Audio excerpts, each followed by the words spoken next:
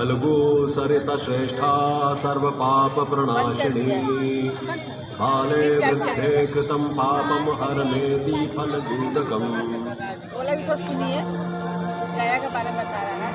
गया का यूं तो श्राद्ध कर्म या तर्पण करने के भारत में कई स्थान हैं, किंतु पवित्र फल्गु नदी के तट पर बसे प्राचीन शहर गया जी की, जिसे मोक्ष धाम के नाम से भी जाना जाता है, देश ही नहीं बल्कि विदेशों में पितृपक्ष और पिंडदान को लेकर एक अलग पहचान है। पुराणों के अनुसार पितरों के लिए खास आश्विन माह के कृष्ण पक्ष या पितृपक्ष में मोक्ष धाम गया जी आकर पिंडदान एवं तर्पण करने से पितरों को मोक्ष की प्राप्ति होती है और माता पिता समेत 7 पीढ़ियों का उद्धार होता है। परंतु गया की ये भूमि कैसे बनी मोक्षधाम, आइए बताते हैं आपको हमारी इस सुंदर कथा यात्रा के माध्यम से।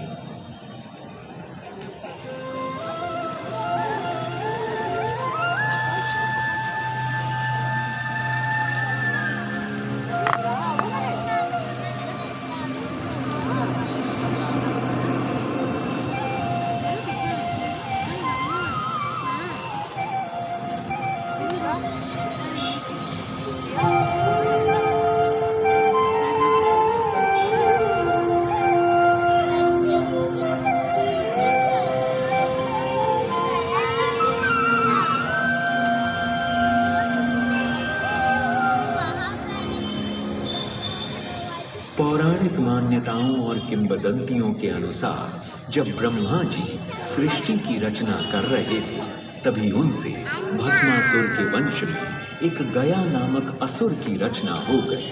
क्योंकि गयासुर असुर कुल में संतान रूप में पैदा नहीं हुआ था, बल्कि उसकी उत्पत्ति सृष्टि रचयिता भगवान ब्रह्मा जी द्वारा असुर कुल में हुई थी, इसलिए उसमें आसुरी प्रवृत्ति नहीं थी। वो सभी देवताओं का सम्मान और उनकी आराधना करता था। पृथ्व्यां च गया पुण्यां गयायां च गया शिरा श्रेष्ठं तथा फल्गुतीर्थ तन्मुखं च सुरस्तिम्। ओम नमो नारायण, ओम नमो नारायण, ओम नमो नारायण, ओम नमो नारायण। एक दिन अपनी दिनचर्या के अनुसार पूजा अर्चना करते समय गयासुर के मन में एक बात आई। भगवान ने मुझे ये जीवन दिया है, यदि मैं अपने जीवन का सदुपयोग न करूं और किसी के काम ना आ पाऊं तो मेरा ये जीवन व्यर्थ ही होगा। नहीं नहीं, मुझे अपना जीवन व्यर्थ नहीं गंवाना है, अपितु मैं इसका उपयोग मनुष्यों की भलाई में लगाऊंगा और इसके लिए मुझे कठोर तपस्या करके भगवान विष्णु को प्रसन्न करना होगा, ताकि वो मुझे मेरा मनचाहा वरदान प्रदान करे। अपने मन में कठिन तपस्या का निश्चय करके गयासुर कोलाहल पर्वत पर चढ़ गया और सांस रोककर 1000 वर्षों तक वहीं खड़ा घोर तपस्या करता रहा। ओम नमो नारायण, ओम नमो नारायण, ओम नमो नारायण, ओम नमो नारायण, ओम नमो नारायण, ओम नमो नारायण, ओम नमो नारायण, ओम नमो नारायण, ओम नमो नारायण। गयासुर की इस कठोर तपस्या के कारण इंद्रदेव का सिंहासन डगमगाने लगा और इंद्रदेव के साथ साथ उनके दरबार में खड़े सभी देवतागण भी भयभीत हो गए। तत्पश्चात वे सब मिलकर भगवान ब्रह्मा जी से सहायता मांगने पहुंचे और उनसे निवेदन किया, हे सृष्टि रचयिता ब्रह्मदेव, हमारी सहायता कीजिए प्रभु। इंद्रदेव, क्या बात है? आप सभी देवतागण इस प्रकार घबराए हुए क्यों प्रतीत हो रहे हैं? कहिए, क्या समस्या है? ब्रह्मदेव, धरती पर गयासुर नामक असुर कई वर्षों से अपनी सांस रोककर कठोर तपस्या कर रहा है। उसकी तपस्या का तेज इतना अधिक हो चुका है कि उसके प्रभाव से समस्त इंद्रलोक और मेरा सिंहासन तक डगमगाने लगा है। यदि जल्दी ही उसे रोका ना गया तो न जाने इंद्रलोक का क्या हश्र होगा। इसी समस्या के समाधान हेतु हम आपके पास आए हैं हे प्रभु। इंद्रदेव, आप घबराइए नहीं, निश्चिंत रहिए। आप और सभी देवता मेरे साथ विष्णु जी के पास चलें। हम मिलकर उनसे इस विषय में चर्चा करेंगे और तुरंत ही इसका समाधान निकालेंगे।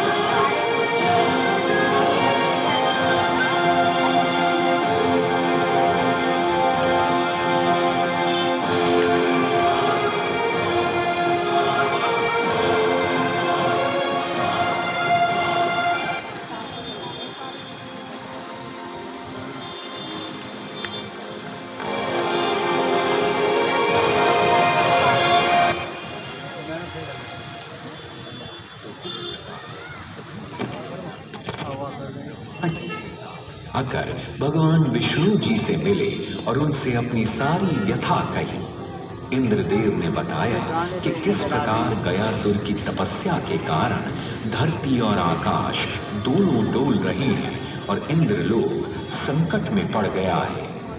तत्पश्चात ब्रह्मा जी ने विष्णु जी से कहा, हे नारायण, अब इन सबको आप ही संकट से बचा सकते हैं।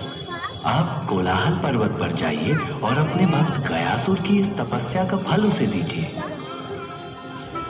ब्रह्मा जी की बात सुनकर और गयासुर की तपस्या को देखकर भगवान श्री विष्णु अत्यंत प्रसन्न हुए तथा उन्होंने कोलाहल पर्वत पर अपने भक्त गयासुर को अपने दर्शन दिए और कहा, मैं तुम्हारी तपस्या से अत्यंत प्रसन्न हुआ। मांगो गयासुर, क्या वर चाहिए तुम्हें? तुम्हारी जो इच्छा हो तुम मुझसे वो मांग सकते हो। मैं तुम्हें तुम्हारा मनचाहा वर प्रदान करूंगा। हे नारायण, मैं धन्य हो गया प्रभु कि आप मेरी तपस्या से प्रसन्न हुए। मेरा जीवन धन्य हो गया प्रभु।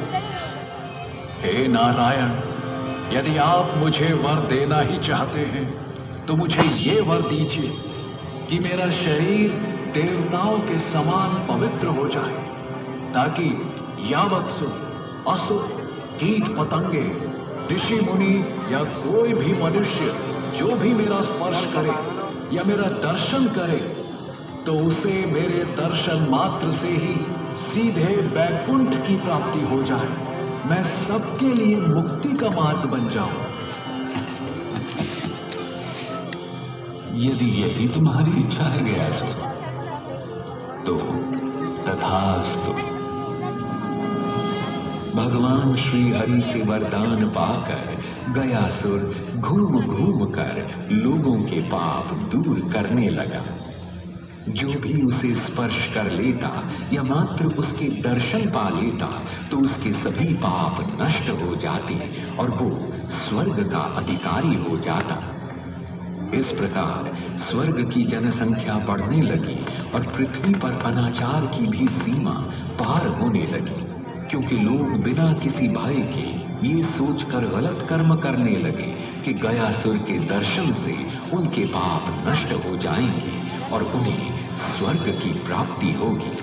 नहीं मालिक, हम पर दया करो हम पर। हम बहुत ही गरीब हैं, मेरे छोटे छोटे बच्चे हैं। ऐसा अनर्थ मत करो मालिक, भगवान से कुछ तो डरो। अरे मुझे भगवान की दुहाई देकर डराने की कोशिश न कर। मैं जल्द ही गयासुर के दर्शन करने वाला हूँ, फिर मुझे स्वर्ग जाने से कोई नहीं रोक पाएगा। और तूने जो उधार मुझसे लिया था उसके बदले में तेरी सारी जमीन आज से मेरी होगी।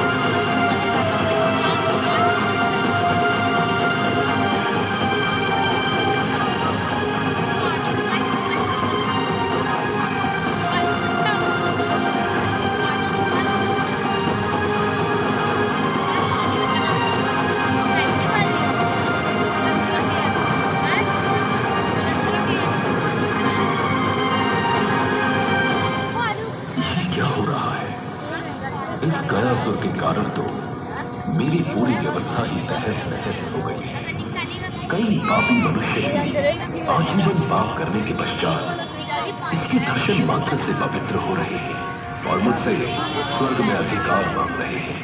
यदि सब ऐसे ही चलता रहा तो जल्दी ही स्वर्ग लोक में किसी के रहने के लिए कोई स्थान नहीं बचेगा और इस प्रकार मैं लोगों के कर्मों का हिसाब भी नहीं रख पाऊंगा। मुझे तुरंत ही इस विषय में कुछ करना होगा, और गयासुर जो कर रहा है उसे वैसा करने से रोकना होगा। इसी योजना के साथ यमराज श्री ब्रह्मा जी के पास पहुंचे और यमराज ने ब्रह्मा जी से अपनी पूरी व्यथा कथा कही। हे प्रभु, यदि गयासुर को जल्द ही लोगों के पाप क्षमा करने से नहीं रोका गया तो आपका वो विधान समाप्त हो जाएगा जिसमें आपने सभी को उनके कर्मों के अनुसार फल भोगने की व्यवस्था दी है। पापी भी गयासुर के प्रभाव से स्वर्ग भोगने लगते हैं। इसलिए प्रभु, आप जल्द ही कोई न कोई उपाय निकालिए और उस गयासुर को ये अनर्थ करने से रोकिए। तत्पश्चात ब्रह्मा जी यमराज और अन्य देवता गणों के साथ भगवान श्री विष्णु के समक्ष पहुंचे और भगवान श्री विष्णु से इस समस्या के हल की मांग की। हे श्री नारायण, आपसे वरदान पाकर गयासुर पृथ्वी पर हर जीव को अपने दर्शन देकर पवित्र करता जा रहा है, जिसके कारण कई पापियों को भी स्वर्ग की प्राप्ति हो रही है। और इसी कारणवश मेरी यमपुरी जन शून्य हो गई है। मुझे तो कुछ समझ नहीं आ रहा कि अब मैं क्या करूं। यमराज, मैं आपकी समस्या समझ गया। आप चिंतित न हो, मेरे पास इस समस्या का भी समाधान है। हे ब्रह्मदेव, आप तुरंत ही गयासुर के पास जाएं और उससे जाकर कहें कि आपको जन कल्याण हेतु यज्ञ के लिए एक पवित्र स्थान चाहिए। इस प्रकार आप उसके शरीर पर अपना यज्ञ कुंड रखकर उस पर यज्ञ आरंभ करें। जैसे आपकी इच्छा नारायण। श्री नारायण की बात मानकर ब्रह्मा जी उसी क्षण गयासुर के पास गए और उससे कहा, हे गयासुर, मैं समस्त पृथ्वी का भ्रमण करते हुए आया हूँ, परंतु मुझे जन कल्याण हेतु यज्ञ करने के लिए इस धरती पर कोई पवित्र स्थान नहीं मिला। इसीलिए मैं तुम्हारे पास आया हूँ, क्योंकि तुम्हारा शरीर सबसे पवित्र है। तो मैं तुम्हारे शरीर पर विराजमान होकर यज्ञ करना चाहता हूँ। ब्रह्मा जी की बात सुनकर गयासुर अति प्रसन्न हुआ और उसने ब्रह्मा जी से कहा, हे प्रभु, मेरा ये शरीर आपका ही रचा हुआ है। अब यदि आपको मेरे शरीर की आवश्यकता है तो मैं प्रसन्नता पूर्वक अपना शरीर आपको यज्ञ के लिए सौंपता हूँ। ब्रह्मा जी की बात मानकर गयासुर ने सहस्त्र ब्रह्मा जी को अपना शरीर यज्ञ के लिए सौंप दिया। तदुपरांत ब्रह्मा जी ने समस्त ऋषि मुनियों को बुलाकर गयासुर के शरीर पर यज्ञ शिला रखकर यज्ञ प्रारंभ किया। ये मान्यता है कि जब गयासुर जमीन पर लेटा तो उसका शरीर 5 कोस तक फैल गया और यही 5 कोस का क्षेत्र आगे चलकर गया जी मुक्तिधाम कहलाया।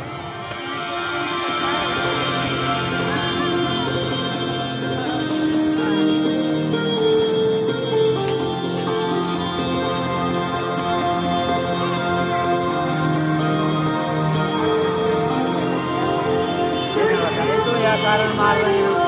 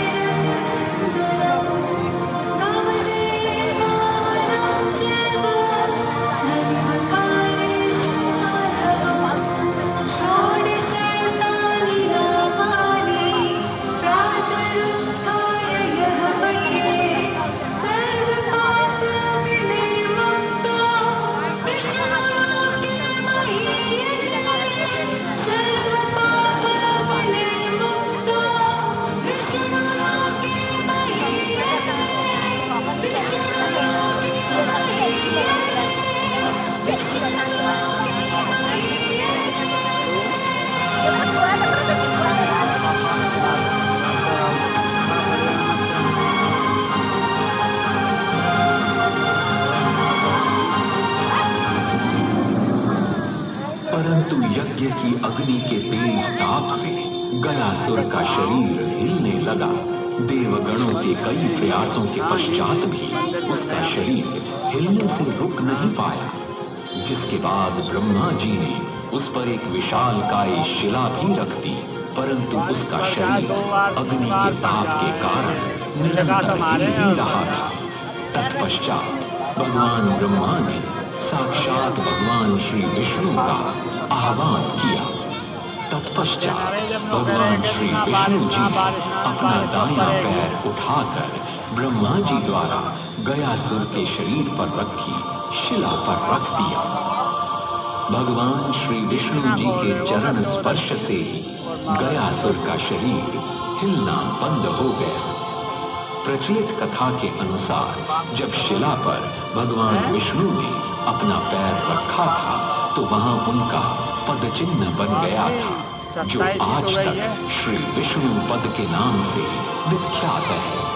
वायु पुराण और विष्णु पुराण के अनुसार भगवान श्री विष्णु गयासुर के इस भाव से अति प्रसन्न हुए और उन्होंने गयासुर से कहा, हे गयासुर, तुमने यज्ञ के लिए ब्रह्मा जी को अपना शरीर सौंप दिया और मैं तुम्हारी इस भावना से अति प्रसन्न हूँ। यदि तुम्हारी कोई अन्य इच्छा हो तो मुझसे वरदान के रूप में मांग सकते हो। कैसे न मिले मास्टर, फोन कल मिलाया हुआ है जो कल काई को फोन न मिलो बताना है। टावर बाबरन मेरी इच्छा है कि आप सभी देवताओं के साथ अप्रत्यक्ष रूप से मेरे प्राण त्यागने के पश्चात मेरे इस शिला रूपी शरीर पर विराजमान कुछ ना चले और ये स्थान मृत्यु के बाद किए जाने वाले धार्मिक अनुष्ठानों के लिए तीर्थ स्थल बन जाए। गयासुर, तुम धन्य हो, तुमने जीवित रहते हुए भी लोगों के कल्याण का वरदान मांगा और मृत्यु के बाद भी मृत आत्माओं के कल्याण के लिए वरदान मांग रहे हो। तुम्हारी इस कल्याणकारी भावना से हम सब बन गए हैं। अतः हम तुम्हें वरदान देते हैं कि जहाँ तुम स्थापित हो वहाँ पितरों के श्राद्ध तर्पण आदि करने से मृत आत्माओं को पीड़ा से मुक्ति मिलेगी तथा इस क्षेत्र का नाम तुम्हारे नाम गयासुर के अर्धभाग गया नाम से तीर्थ रूप में विख्यात होगा। मैं स्वयं यहाँ विराजमान रहूंगा। गया तीर्थ से समस्त मानव जाति का कल्याण होगा। तथास्तु। आप धन्य है प्रभु। ओम नमः नारायणाय। तो इस प्रकार गया जी नगरी मोक्ष धाम बन गए और गया जी विधि के अनुसार श्राद्ध फल्गु नदी के तट पर विष्णुपद मंदिर में व अक्षय वट के नीचे किया जाता है। पौराणिक मान्यताओं के अनुसार गया जी के अक्षय वट को सबसे पुराना जीवित वृक्ष भी कहा जाता है। वायु पुराण और अग्नि पुराण में इस बात का उल्लेख है कि पितरों के तरन तारण के लिए इसका रोपण और उद्धार स्वयं भगवान ब्रह्मा जी ने किया था तथा बाद में माता सीता से भी अक्षय वट को वरदान मिला था। इस स्थान पर श्राद्ध आदि करने से पितरों का कल्याण होता है। हर साल यहाँ लाखों लोग देश विदेश से पिंडदान करने के लिए आते हैं और अपने पितरों के लिए मोक्ष की कामना करते हैं।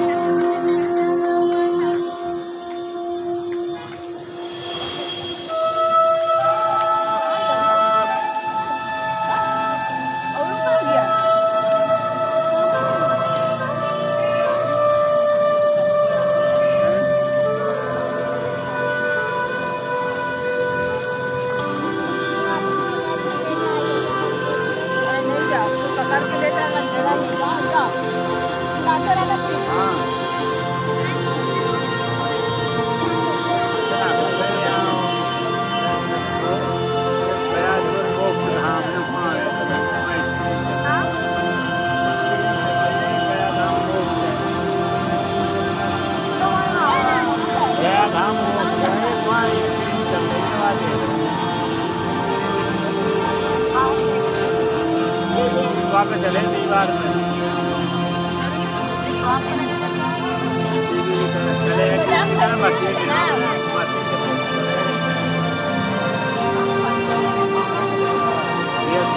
मशीन द्वारा दिखाई दे रहा है दीवार से बराबर दीवार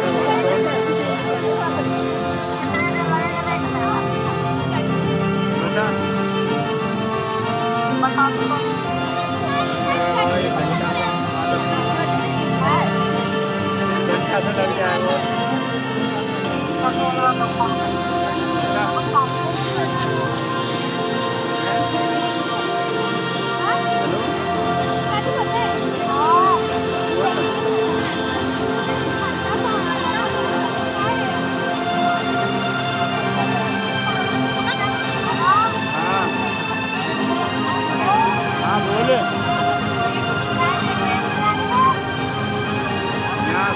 तस्वीर दिखाई जाए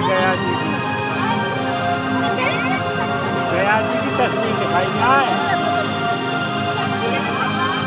हाँ टीवी की तरह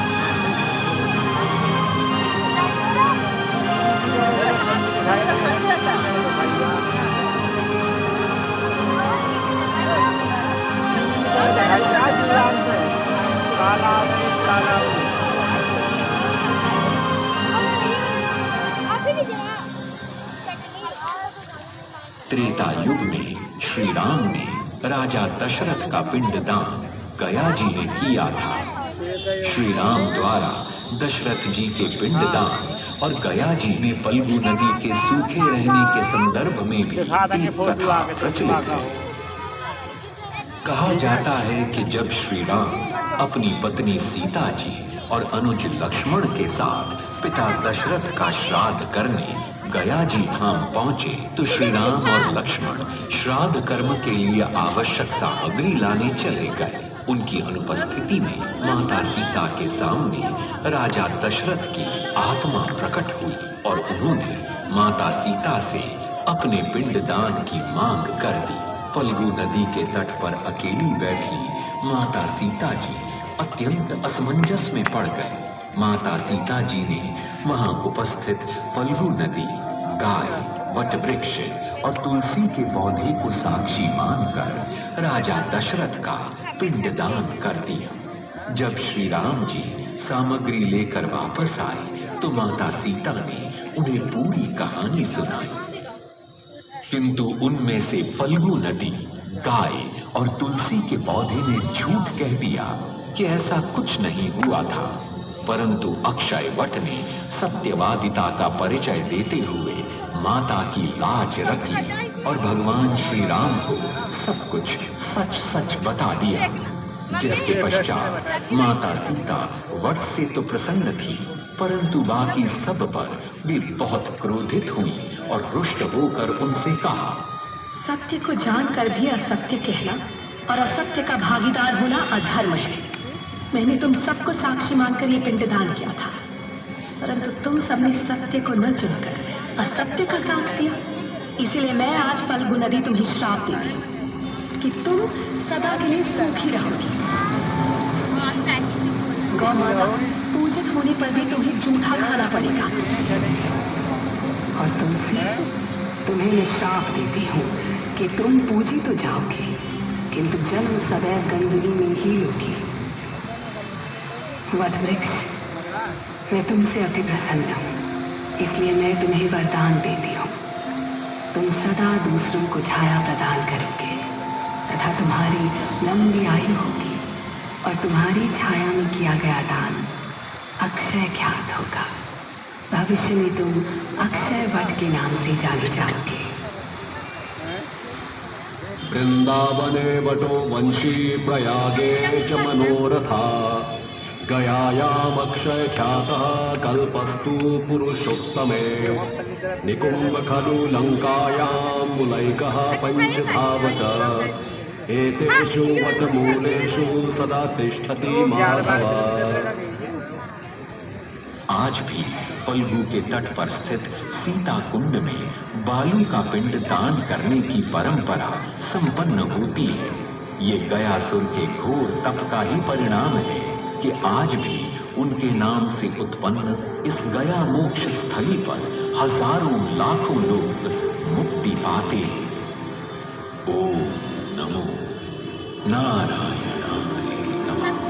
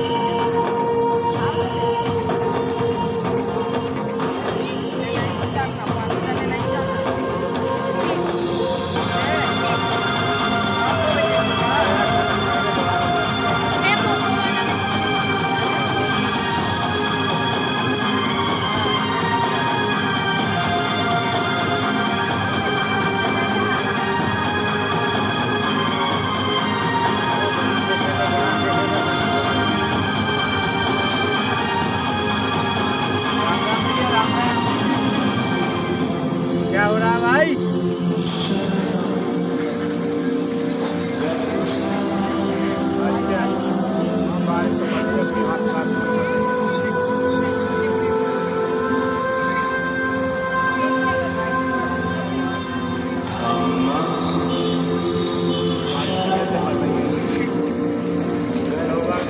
बारिश पड़ेगी बाइक की हम देखोगे और कचरा बारिश पड़ेगी। प्रोग्राम देख रहे हैं।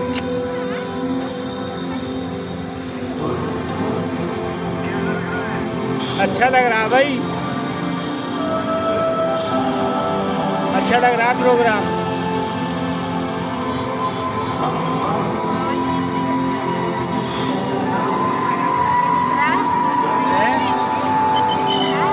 दिख रहा है ठीक?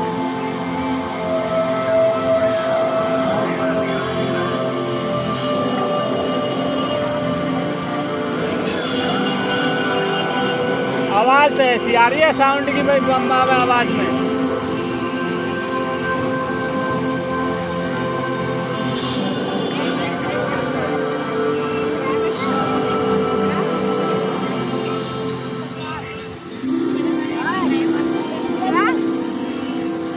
गया धाम के साथ साथ ही गया से 15 किलोमीटर दूर बसा बौद्ध गया भी ऐतिहासिक और धार्मिक रूप से उतना ही महत्वपूर्ण है। अंतर्राष्ट्रीय पर्यटन की दृष्टि से देखें तो बोध गया बिहार का सबसे सुप्रसिद्ध स्थान है। बिहार में ये इकलौती ऐसी जगह है जो विश्व धरोहर के 2 स्थलों में से एक है। बौद्धों के लिए ये जगह बहुत ही पूजनीय है क्योंकि लगभग बोध गया में गौतम बुद्ध को फल्गु नदी के तट पर बोधि वृक्ष के नीचे कठिन तपस्या करने के बाद ज्ञान की प्राप्ति हुई थी। ज्ञान प्राप्त होने के बाद वे बुद्ध के नाम से जाने गए। क्योंकि भगवान बुद्ध को वैशाख महीने में पूर्णिमा के दिन ज्ञान की प्राप्ति हुई थी, इसलिए बुद्ध के अनुयायी उस स्थान पर जुटने लगे। धीरे धीरे ये जगह बोध गया के नाम से जानी गई और ये दिन बुद्ध पूर्णिमा के नाम से जाना गया। माना जाता है कि बोध गया के महाबोधि मंदिर में स्थापित बुद्ध की मूर्ति साक्षात उसी अवस्था में है जिस अवस्था में बैठकर उन्होंने तपस्या की थी और वो मूर्ति स्वयं भगवान बुद्ध द्वारा स्थापित की गई थी। बुद्ध की ये मूर्ति बौद्ध जगत में सर्वाधिक प्रतिष्ठा प्राप्त मूर्ति है।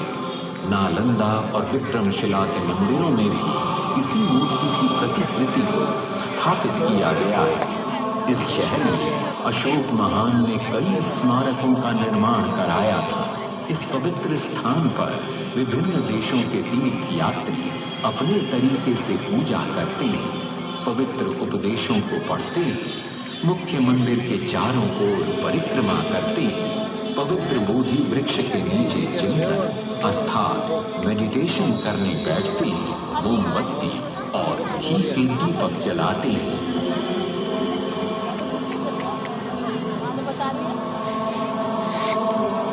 बुद्ध की ऊंची प्रतिमा 80 फीट की ऊंचाई पर खड़ी महान बुद्ध प्रतिमा भगवान बुद्ध से जुड़े धार्मिक और आध्यात्मिक स्मारकों में से एक है। देश की सबसे ऊंची बुद्ध मूर्तियों में से एक, जिसकी स्थापना 1989 में दलाई लामा द्वारा की गई। जापानी मंदिर। ये मंदिर जापानी वास्तुकला में बना है, जिसमें भगवान बुद्ध के उपदेशों की नक्काशी की गई है।